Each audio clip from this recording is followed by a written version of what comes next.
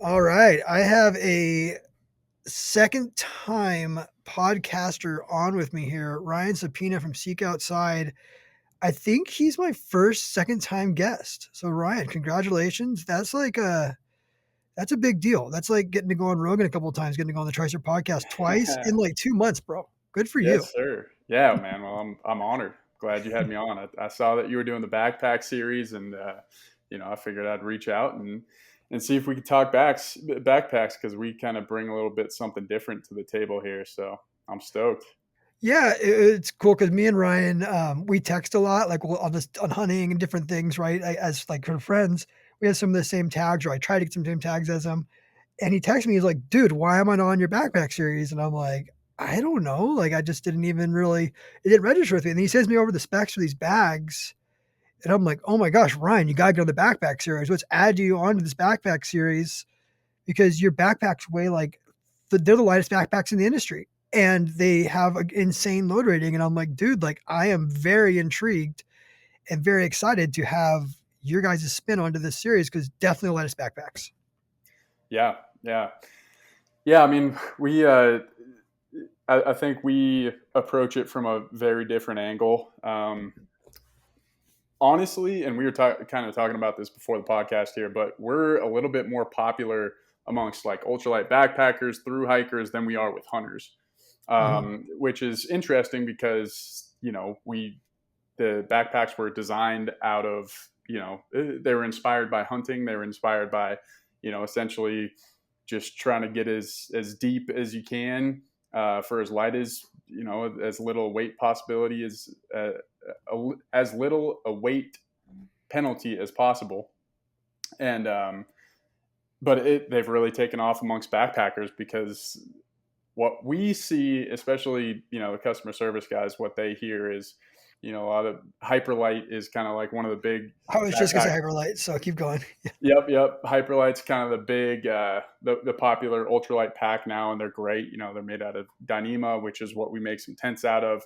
However, they It's don't. essentially a trash bag on your Yeah, back. I'm sorry. Like I'm so like yeah, so I don't want to cut you off, but like when you told me you're making ultralight backpacks for and I was like, yeah, but is it like the Hyperlight, which is like essentially like a stuff sack on a backpack, and that's it. Like there's nothing going on. Like yes, it weighs nothing, but it's a stuff sack, and you have like there's no utilitarian use to it, hmm right?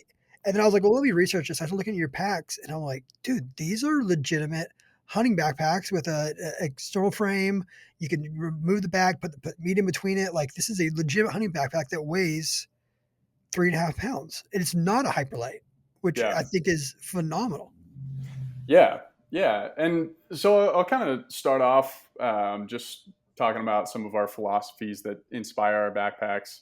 Um, because again, we are different. Like we're light. There are some things that are, you know, we don't have a lot of pockets. We don't have a lot of Mhm. crazy zippers and stuff like that. Part of that is to keep the weight down. Part of it's to reduce zipper snags and all that kind of stuff. So we're a little bit more niche. We're a little bit more, I would say, for like our adjustment systems on our backpacks is a little bit different than other people. There's some people say that they're a little bit more strappy than what they would like, but the fact is we try to come at it from the standpoint of this is like, if you're a gear lover, you'll like our packs because especially once you take it out, you learn it a little bit, you learn all the functionality, you get it dialed in. It is going to perform extremely well, and it's very customizable to the point where you can use it basically for whatever outdoor activity you like. And that's kind of that was like our core thing when we were trying to come up with these backpacks. Was we want it to be for the 4 season outdoorsmen so that they can use it like how we use it, right? And how a lot of people use it, where you want it to be able to be a good backpacking pack. You don't want to be, if you're just going for a quick weekend backpack up in San Juans or something like that, you don't want to be hauling around some 8 pound pack that's Mhm. can carry 300 pounds easily, but is not the most practical for backpacking. We wanted to have that same comfort, that same, be able to haul that weight the same, but also be light enough and compact enough and also simple enough to just with the design to kind of be able to conform it to what you want to do, whether that be backpacking, whether that be fishing. Our all of our pack materials are waterproof, which is another difference between our packs and other packs. Whether you want to ski with it, anything. So it was, our packs are kind of the meeting point of something that's extremely durable and can haul meat out, but also takes aspects of ultralight backpacks and makes them, hunting friendly, right? So Mhm. that's kind of that's why I think our backpacks are, getting a lot more popular nowadays. Yeah, dude, they're definitely in a class of their own. In this series, I mean, every backpack in the series is a phenomenal pack. You'll be the seventh guy on the series, Mm-hmm. and you could pick any of these packs, and you're probably gonna love them. There's probably one that fits you better than the others. You gotta find the one that you love. But one thing I can say, like you kind of hit the nail on the head with me, is like I saw your pack and I was like, dude, like I can use that for just my backpacking trips. Mm-hmm. Versus like right now, it's expensive to buy a good pack, right? Like I'm running a pack right now, it's like $800. Like I will run that on my backpacking trips, but that pack weighs 6 pounds. Mm-hmm. They're heavy, Yep. you know. And if I could cut 50% off my pack weight, I mean 3 pounds is a lot of weight to cut off by going to your pack. You know what I mean? And that's a big deal because I mean literally like when you start throwing things in there, it just especially when you're hunting, it it adds up, man. Like you're always like, I'm gonna be super. Like I always tell people that hunters are like the most ultralight gear focused people, but our packs still weigh a minimum of 45 pounds Yeah. because Exactly. you can be as light as you want, but you're still gonna have optics. You're gonna have a tripod. You're still gonna have kill kits. You're still gonna have game bags. You're still gonna have freaking a rifle and a bow and extra ammo and tools and all this stuff in there, right? Yep. You're in typical. We're going in like later in more hardcore seasons. We're bringing more water. We're bringing more. We're not like hiking like in the Sierras, like along a trail for our Mm-hmm. hunts, right? Yeah. I use the Sierras. I'm from California, example, but like we're going in places where we have to bring more stuff Mm-hmm. and do it. And so if you could save 3 pounds, that's a substantial amount of your pack. That's say it's a 50-pound pack, which isn't unheard of at all. That's 6%. It's a 6% weight savings just by switching to your pack. So that's impressive. Exactly. Yeah. And I always talk about that with customers. Like, you go out of your way to buy a Dyneema tent, right? You're spending thousands of dollars on, say, like one of our shelters, Yeah. a Dyneema Cimarron. You're cutting about a pound, pound 6 ounces off. Um, you're getting double that with buying a new Yeah. pack. Yeah. Now, and I did want to just say, I mean, like you said, packs are an interesting thing, especially with gear. I mean, it's very similar to like boots, right? Everybody's got a different back. Everybody's got different hips. Everybody's got a different torso Mhm. length. So packs are one of the things gear wise that it's definitely not a one size fits all, right? And Mhm. and that's why it's so important to try packs on and really be able to adjust something, right? So the number one piece of advice to anybody, if somebody's new to hunting or even new to backpacking and you just go to REI and you're seeing some of these packs there, a lot of those are kind of designed to be one size fits all.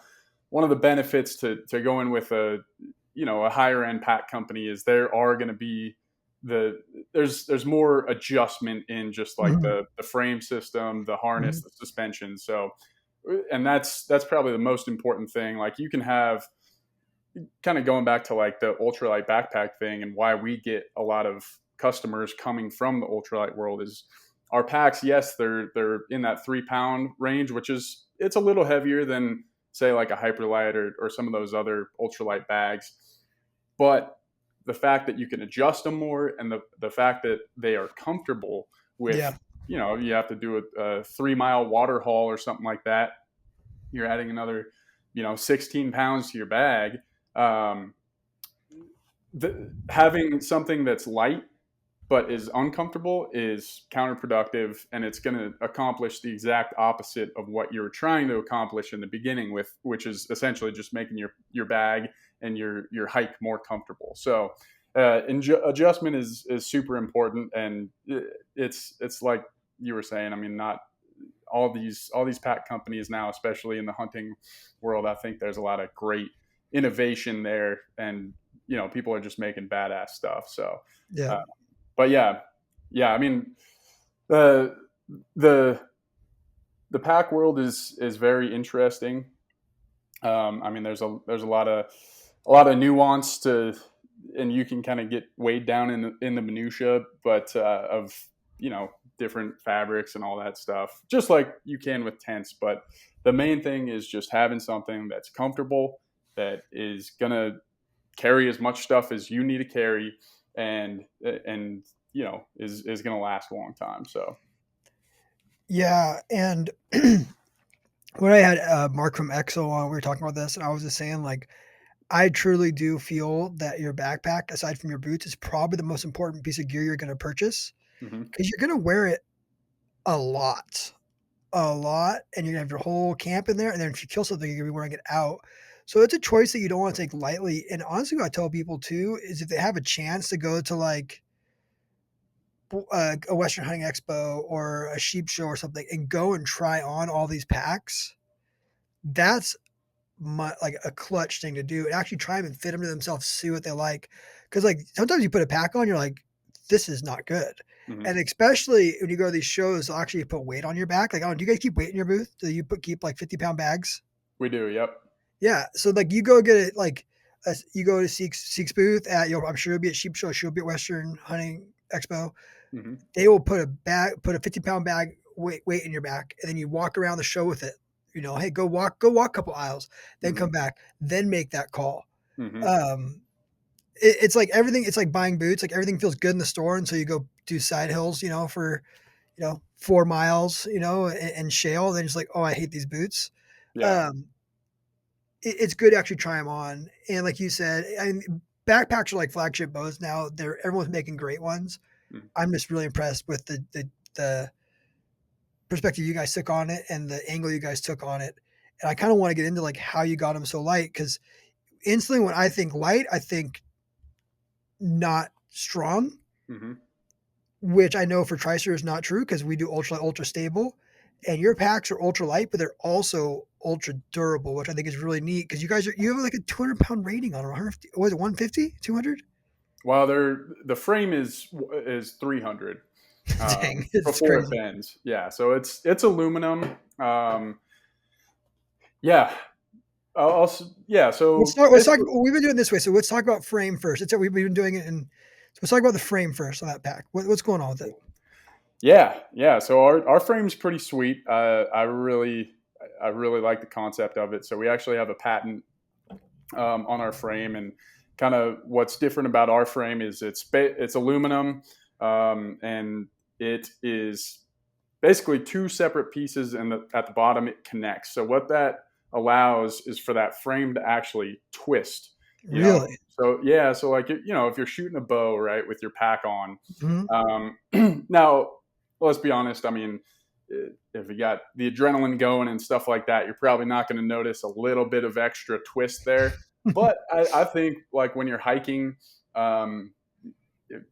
say you're doing like a 5 mile pack out or something like that, where you're in the dregs of it and you're thinking about everything because it's just hell. That having that mobility is the difference between it's the difference of like taking your pack off one extra time or taking it off two extra times, right? Because it's just a little bit more comfortable. It moves with your body just a little bit more. So that's kind of the difference of our frame. One thing that's cool about our frame is we actually have two different styles of backpacks. So we have an integrated frame and we have a breakaway frame. The integrated is kind of more designed to be like a backpacking pack. So it's more similar. The style of it is more similar to like your standard internal frame backpack, in that the bag can't break away from the frame. Now, this makes it a lot lighter. You end up saving about a pound, as pound and a half compared to the breakaway frame. But if you're hauling meat out, you have to throw the game bags in a trash bag or something like that. The meat is going to be in your main pack bag when you're hauling it out.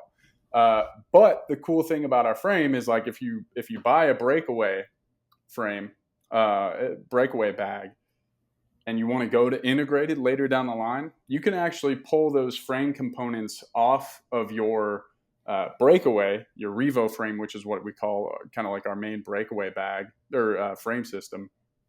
You pull the harness, the hip belt, and the actual aluminum frame off of that. And if you buy an integrated bag, you can just throw those components directly on there. So you can have essentially one frame system for two completely different styles of backpacks. As far as I know, I think we're one of the only companies that allows that. A lot of companies have the internal or the hybrid internal, external, and the breakaway. But with ours, you can kind of switch between the two if you want to save weight. And the other thing is like, I don't know. I think a lot of guys end up going with that integrated frame or like the internal frame bags in the long run, because no matter how easy that breakaway system is, it's still an extra step in your process, your meat process. Which if it's midnight and you've just been working on an elk all night, it's just one of those things where you're like, man, I'm just gonna throw this in the pack bag here, not have to deal with like all these buckles and clips and putting this thing back together. So I do think a lot of guys end up going with that integrated frame, and it's a lot lighter. So Really, people will run it with no load shelf like that. Yeah. So, and Really? we actually make our integrated bags with an internal load shelf. So, but yeah, it's not like separated from and I don't do that. I like having it separated. I want it separated. I don't want blood all over my stuff. Exactly, yeah. And I always think about it like, and if you got snacks or something in your bag, like what are you going to do? Your contractor bag that you're going to put the game bags in, it rips. What are you going to do there? Yeah. But a lot of guys go with it. So, and it's becoming more popular in hunting bags, is that internal frame system or the Yeah. integrated. Yeah. Yeah. The trash bag thing is money. Like I always have a contractor bag in my bag. One or two of them, because what I'll do is sometimes I'll cut it open and turn it into a tarp as well for Mm-hmm. laying an elk out on, lay it down. A contractor bag really opens up. The thick ones, like what are those, like the 6 mil, like the heavy duty contractors bags. Mm-hmm. There's just so many uses for those things. But yeah, if I have to put meat inside of a pack, I'll put it in that, and then put it in my pack. Like say I can't get any more on the shelf, and I want to throw Mm-hmm. like some scraps or something, I'll throw it in that thing, put it in my pack, and hike it out. Yeah. Yeah. It's clutch. Now I will say the other benefit to our bags along those lines is the fabric that we use for our main pack bags is like 100% waterproof. So we use an ultra fabric, so it's called Ultra 2. Well, we're using 400 now, but we're going to be switching to 200 here pretty soon. But Ultra is actually it's a great fabric. It's one of those things that's kind of, it started in the ultralight backpacking world, but is slowly moving into the hunting realm and other outdoor gear. And it's 100% waterproof. So like a lot of fabrics out there, and kind of some of the stuff that we used to use, it's highly water resistant. But what it does is it has either a coating or a lamination on the Mm-hmm. inside that provides the waterproofing. Mm-hmm. Whereas this Ultra 200, it's actually very similar to Dyneema. It's kind of made the same way, but all the individual fibers are waterproof. So when you do get blood all over your bag, all you got to do is just spray that thing down real quick. You could power wash it if you wanted to, and that blood's going to be out of there. So it's a Really? really quick clean. Yep. So Yep. yeah, I don't have that experience with my bags. So what I do is I get hydrogen peroxide in the spray bottle, Mm-hmm. and I spray it, and then I pressure wash, and I spray and I pressure wash, just suck the blood out, because mine absorbs blood. Mm-hmm. The packs I run, which Yep. I'm not knocking the packs, and I do try and remember to spray them, because if you don't, they freaking smell so bad. When you get blood on them, they smell Oh so yeah. bad. Yeah. 'Cause I don't do a trash bag when I run my external on the load shelf. I just put it between, sandwich it in there. Mm-hmm. Um, which I should do a trash bag, so it won't be such a mess. But that's really cool. That's a cool feature. And it's one thing that I want to talk about too with that, which we'll get into fabrics, I'm sure. But you guys know fabrics like better than anyone. Like you guys have been in this game for a long time making ultralight tents Hmm. and tents that have to withstand 60-mile-per-hour gusts, 70-mile-per-hour gusts and stay together, or someone's life depends on it. So it sounds like you've been able to take that knowledge and bring it into the backpack space. Yeah. Yeah. I mean, that's exactly it. Like, I don't know if we talked about it last time I was on the podcast, but at our shop, we literally have, I mean, it's got to be, it's probably close to $100,000 in just like extra fabric rolls that are sitting around because it was something that we bought that we were like, oh, let's try to make a prototype out of this, and it didn't work. Like with our pack fabrics, we're constantly changing them because we haven't found one that, well, we think we did in this Ultra 200, but we, up until then, we had tried to use the best stuff that was available, but there's always new things coming out, and so we're always testing them. But yeah, that's essentially. I mean, I keep saying this, but a lot of our stuff comes from inspiration in the ultralight world. I mean, Mhm. those guys are probably the most gear nerdy people in the world, right? So if you read these Reddit forums and you read, whether it's Rock Slide or Ultralight Backpacker or any of these forums, these guys are always just, name dropping these crazy out of the, just out of left field fabrics that they used to make their own gear. And we try to listen to that stuff and we try to get that fabric and test it because I mean, that's how you find the next great, piece of gear, whether it's a fabric or just something else that you've read on a forum. I mean, these super gear nerds, they know what they're talking about. They're the ones that are just scavenging the internet for days on end, trying to make the best stuff out there. So yeah, we definitely are fabric nerds. We definitely try a bunch of them. And we feel that for what we make, being something that's very lightweight, that can be used all 4 seasons, we feel that what we use right now is about as good as it gets.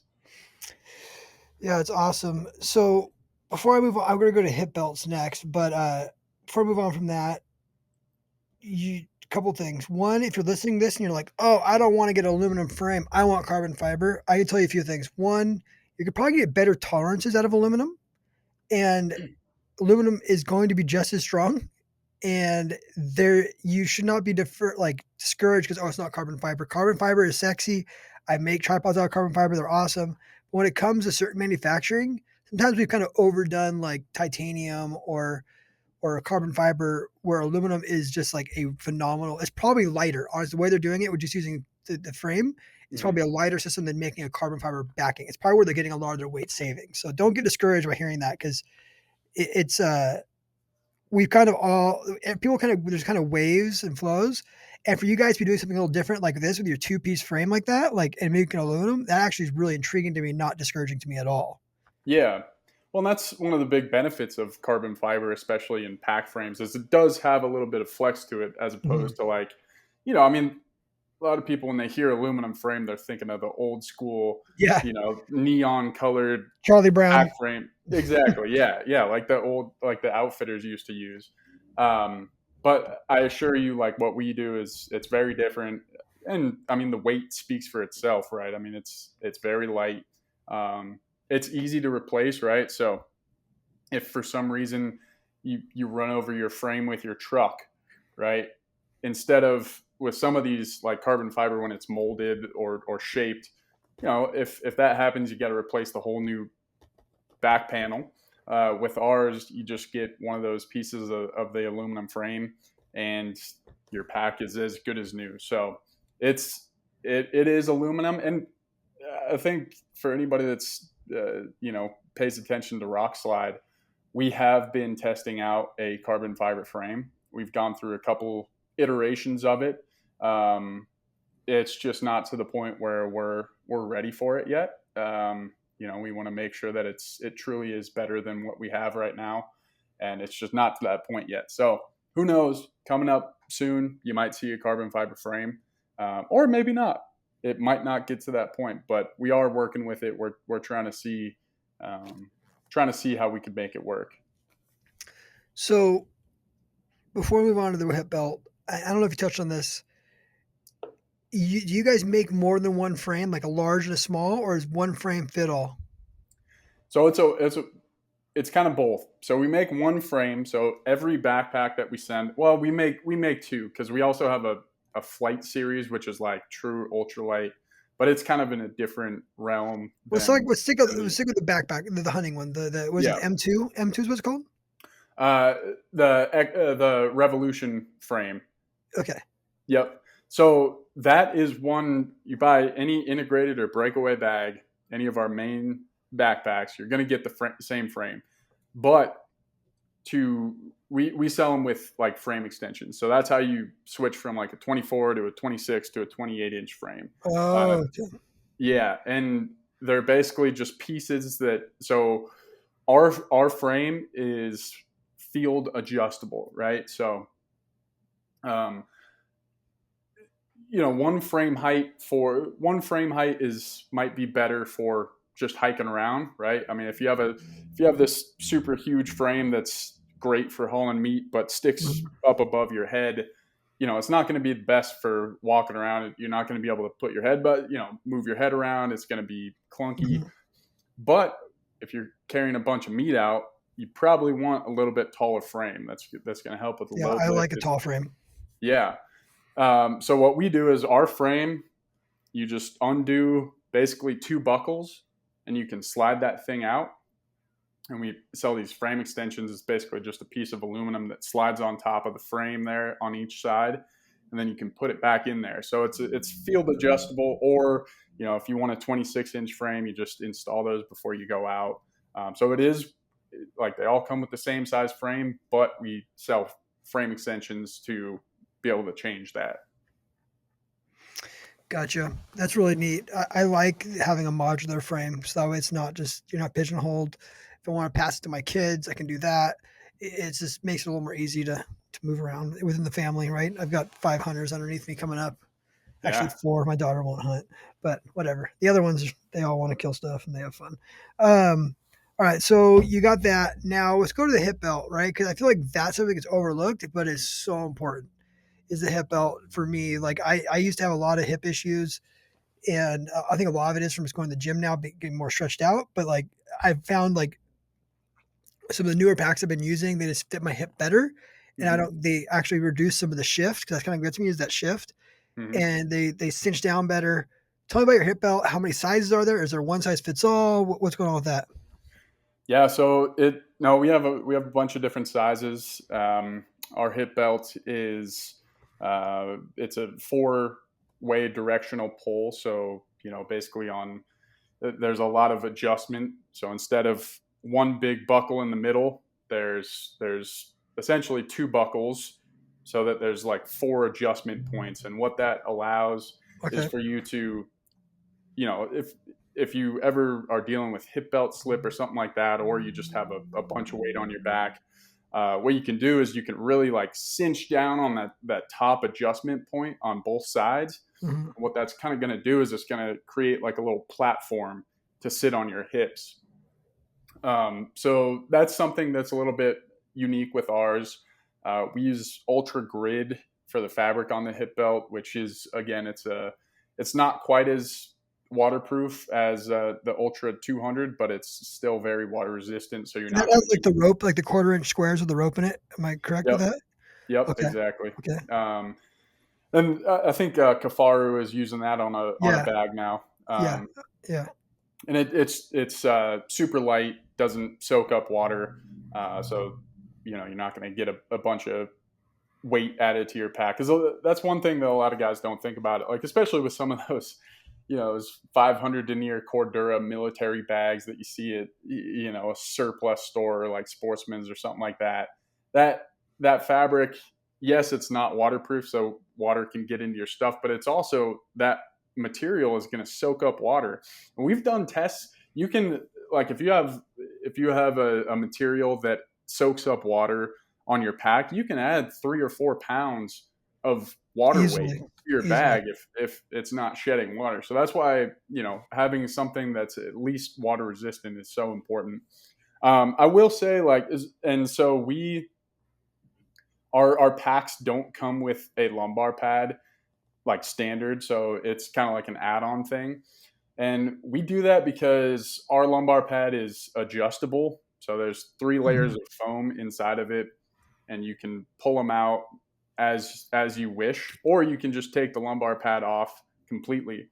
Because sometimes, depending on how your back is set up, the lumbar pad, some people just don't like them, right? So we made it removable and adjustable. So, and the good thing there is, like, with having an adjustable lumbar pad is, if you do archery season stuff and you also do fourth rifle or late rifle season stuff, there's going to be a couple layers of clothing that you're not using Mhm. during archery season that you are during that rifle season. So, and what that means is maybe you're in between hip belt sizes. Well, if you have that adjustable lumbar pad, you can kind of customize it to fit you just perfectly for, depending on how many layers of clothing, or if you lose weight during, if you're Mhm. hiking all sorts of crazy miles, sometimes you Oh, lose a couple sizes on the hip belt.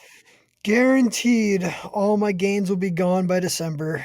It's everything I put on, I'll be down. I'll probably drop 15 to 20 pounds this year, but it's what Yeah. you work out for, right? As you get to that point. I like a Yeah. lumbar pad just for, I like having that air gap on my back a little bit. I feel like a Hmm. lumbar pad gives me that, right? But I hunt a lot of hot stuff, so I like having that gap, like a big gap there. Yep. But yeah, that's pretty cool because it sounds like you guys got a lot of modularity in this system, which is neat. Like you could really fit it to you, Hmm. right? Like, and I go back to the boot analogy. Like, there's not one boot that fits everybody. And when you get a boot, you're pretty much in that boot. And some of these packs are the same way, where you get a pack and like it might fit 60% of people perfect. There's 40% of people who they can't do anything with it because that's made that way. And with yours, it sounds like you can make them adjustments that are necessary to make it fit. Do you guys have a lot of videos on how to do this stuff? Because I know, like, for me, like a backpack is like probably second to a tent on like learning how to use it and set it up. Like you need to Hmm. spend time figuring it out before you go out in the field because there's nothing worse than getting an ammo down than trying to figure out how to use your load shelf. Like I did that on my first pack, Hmm. and I did not carry meat out right for a while, like a whole Yeah. season. And I didn't realize till later that I was doing it totally wrong. Oh yeah. Yeah. No, we have a ton of videos, and we'll even, like I said earlier, our packs are a little bit more on the complex side, just in terms of adjustment. And so we use, like, for all of our compression, we use gatekeeper clips, which are, I love gatekeeper clips.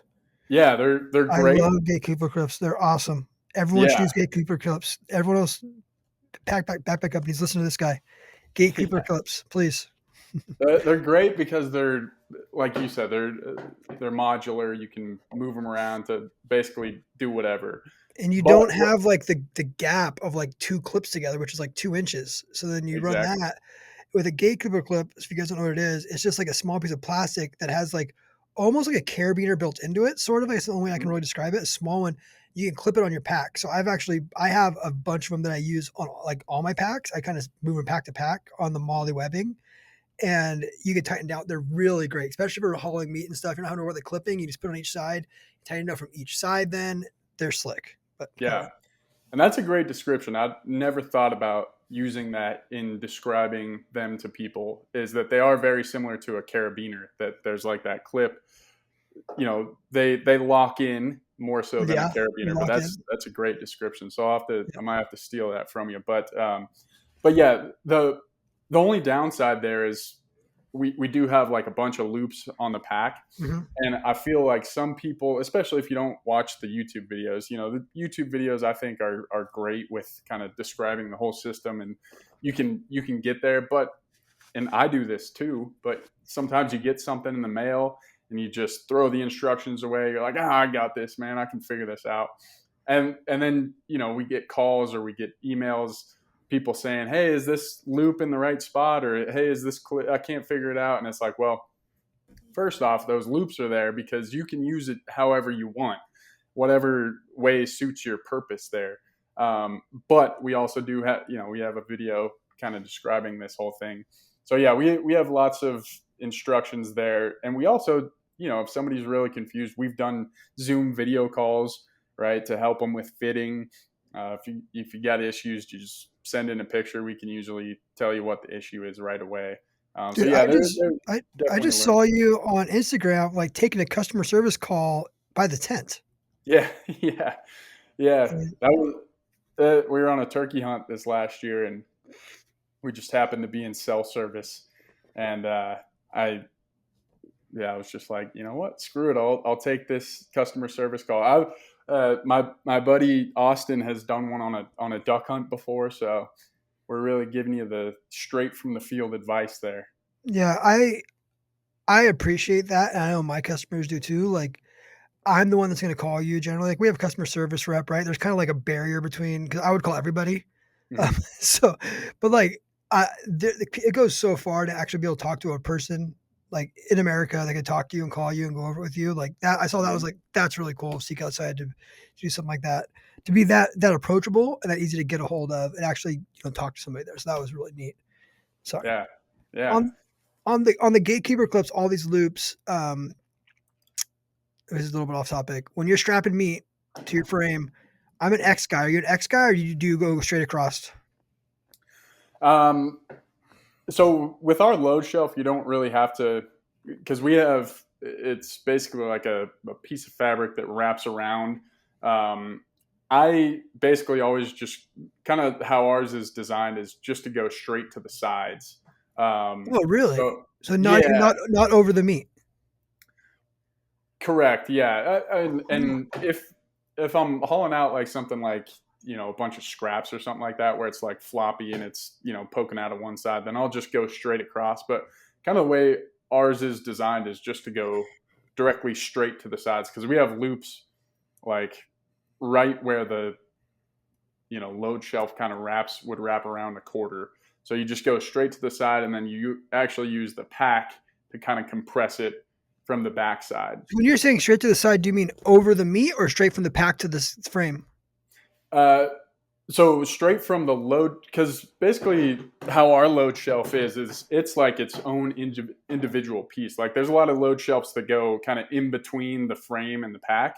Mm-hmm. Ours is like its own individual thing, and it's basically a piece of fabric that you got your quarter sitting there in the backpack, and it cradles it a little bit, but then it also wraps around, and then it connects to the actual frame. So you can like with our frame, you don't even need your pack bag to be Oh, able to haul really? that thing out. Yeah, yeah, That's neat. exactly. So, and it contains it pretty well. We're also working on like an XL load shelf right now for bigger stuff and for when you got a bunch of bunch of scraps and stuff.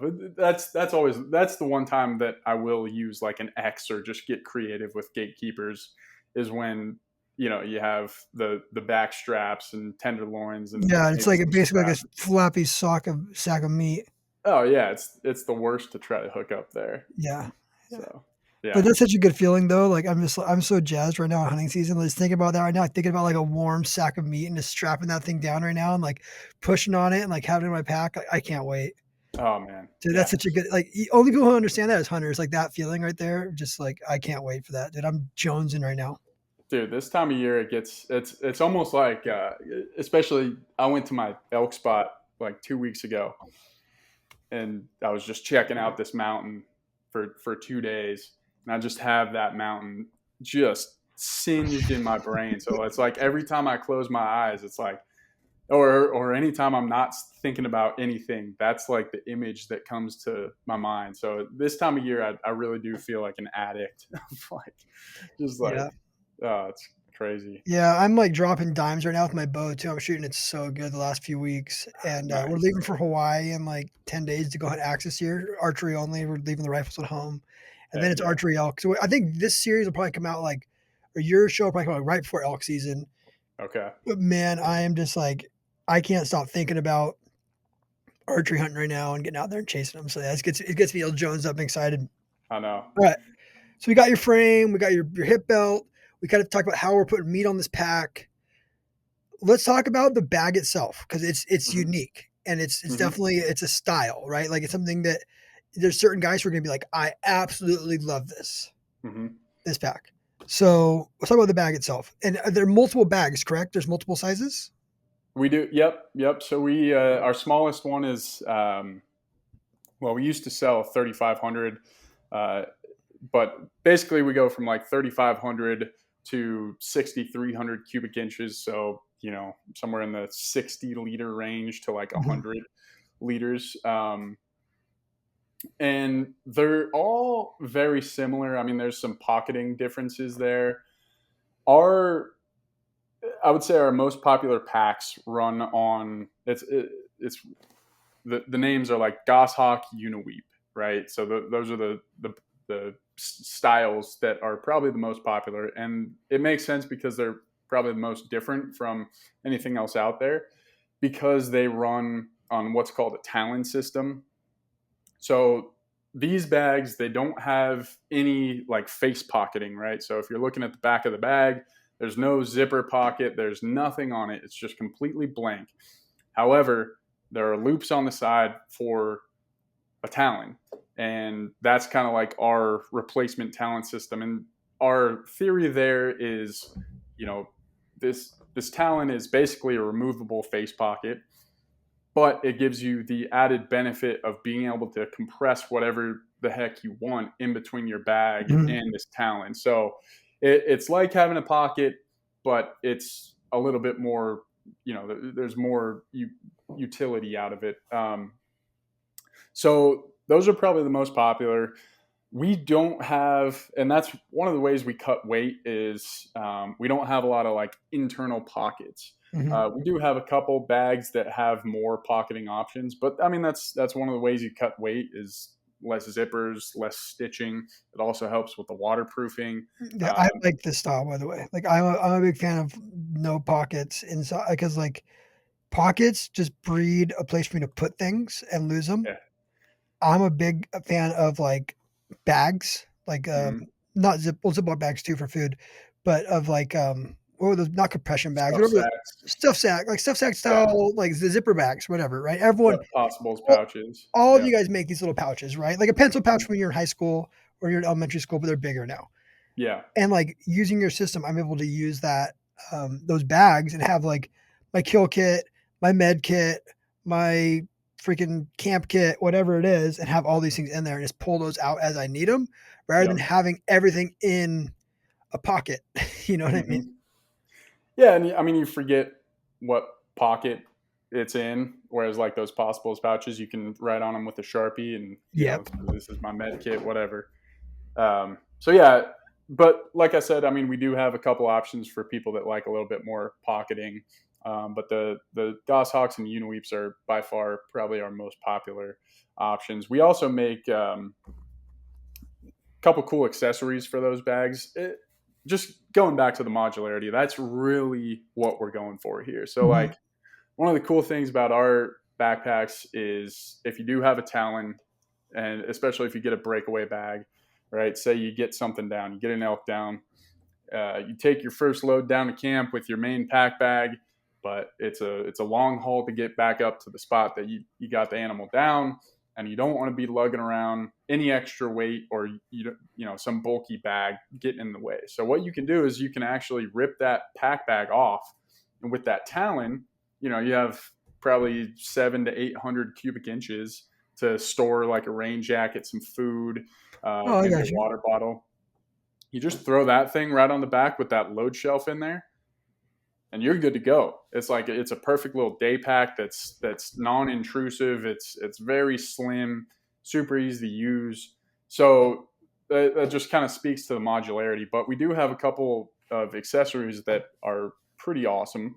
Number one is we have a top lid that also converts to a fanny pack, and that's actually not out at the time of this podcast that we're recording, but it will be out mid-August.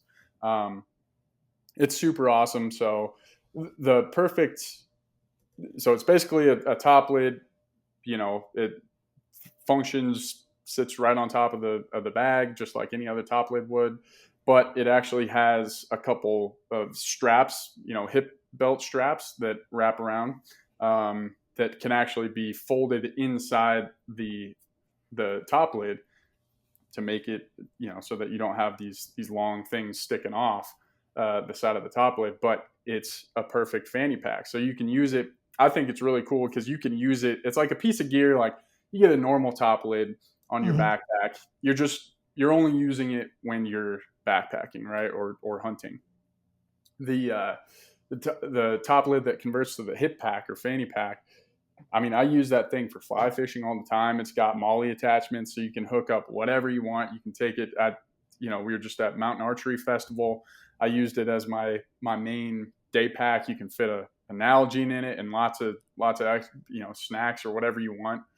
So that's one cool accessory that we have. And then the other one that's pretty popular is a Merlin. So that's like just like one of those talons, one of those back compression pieces that you can fit on the back of the bag, but it's an actual day pack. So it has like straps, shoulder straps that you Mhm. can hook around the side. And it's 1,200 cubic inches. So same kind of concept there. Very That's a lot modular. of space.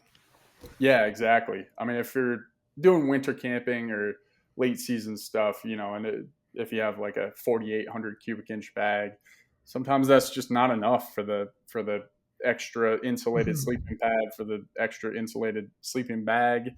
So, yeah, there's just a ton of modularity, which is great. Yeah, I like that. Yeah, and I like that you have, like I said earlier, like you have the option to add what you want, not get stuck with what it comes with. Yep. And so many times you be careful with a backpack, like, oh, it has all this, and this, and this. And you don't need all of that. You really just need this, and then you can add this and this, not all that stuff, right? Yep. And when you're able to do that with a pack, you really can get down your system because everyone's different.